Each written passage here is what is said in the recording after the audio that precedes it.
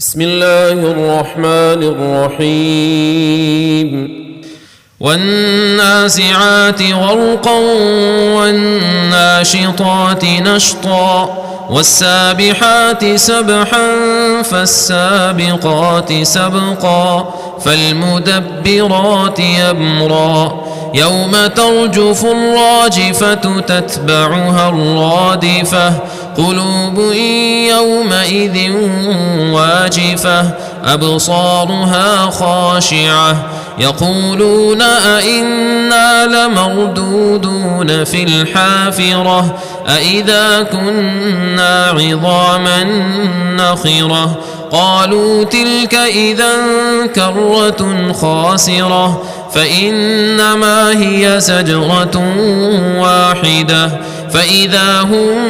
بالساهرة هل أتاك حديث موسى إذ ناداه ربه بالوادي المقدس طوى اذهب إلى فرعون إنه طغى فقل هل لك إلى أن تزكى وأهديك إلى ربك فتخشى فأراه الآية الكبرى فكذب وعصى ثم أدبر يسعى فحشر فنادى فقال أنا ربكم الأعلى فأخذه الله نكال الآخرة والأولى إن في ذلك لعبرة لمن يخشى أأنتم أشد خلقا أم السماء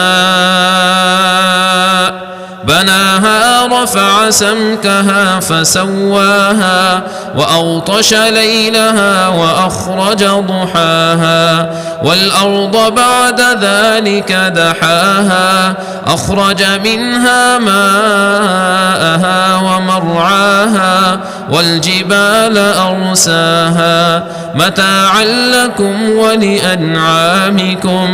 فإذا جاءت الطامة الكبرى يوم يتذكر الإنسان ما سعى وبرزت الجحيم لمن يرى فأما من طغى وآثر الحياة الدنيا فإن الجحيم هي المأوى وأما من خاف مقام ربه ونهى النفس عن الهوى فإن الجنة هي المأوى يسألونك عن الساعة أيان مرساها فيم أنت من ذكراها إلى ربك منتهاها إنما أنت منذر من يخشاها كأنهم يوم يرونها لم يلبثوا إلا عشية أو ضحاها.